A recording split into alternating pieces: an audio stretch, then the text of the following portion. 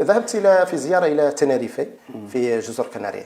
وتنريفي معروفة بأنها كان فيها الكوانتشيس، كانوا يتحدثون بالأمازيغية.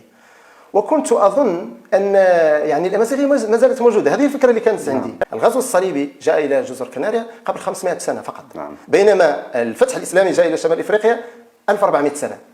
مع ذلك وجدت أن اللغة الأمازيغية تصنف في جزر كناريا لغة ميتة، بمعنى لا يوجد شخص واحد اليوم يتحدث اللغة الأمازيغية باعتبارها لغة أم. لنقارن بين مثلا جزر كناريا ومقابلها سوس.